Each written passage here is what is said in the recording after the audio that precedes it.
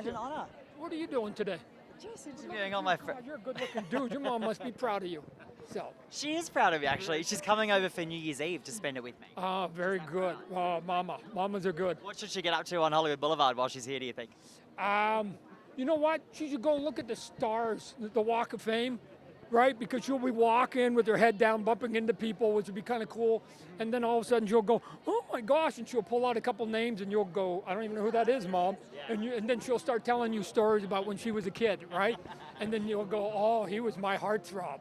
So, oh yeah, it'll be a good time. Yeah, I can imagine that now. Well, Dad's coming, so maybe she won't talk too much about the childhood heartthrobs. Okay. Take dad for a drink, and then Mom would just let loose. Yeah, totally. Look at all moms have their heartthrobs, right? They keep it to themselves. She'll bring it out. Look, speaking of heartthrobs, there's some really big heartthrobs in this film. Tell me about your involvement. Let's talk through about how you worked with this film.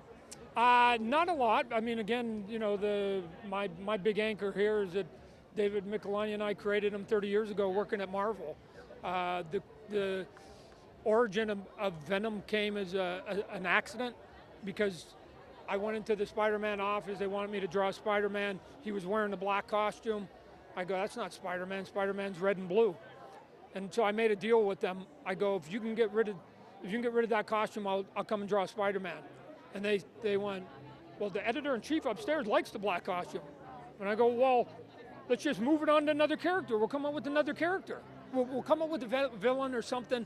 And then I go, look at Spider-Man's this little skinny guy, so I'm gonna make this big, gnarly, giant, hulking guy. And then so when Spider-Man goes against him, it'd be, you know, he'll have to gulp a little bit before he gets there. And so 30 years later, everybody's sort of gone Venom crazy, right? And I was just trying to get the costume off Spider-Man. So, That's really how it rolled out. I wish I could say I was smarter than that. So. No, I like that. Thanks for keeping it real with Australia for me. Now, I mean, how were you, what did you think when they said we're going to turn this into a huge Hollywood blockbuster film? Describe that day. How did you find out?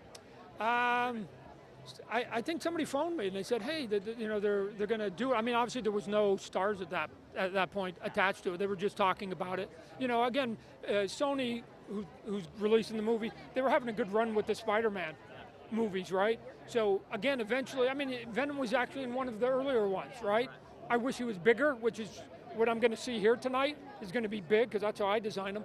And so, to me, they went, no, they're going to give him not as a villain, they're going to give him his own movie.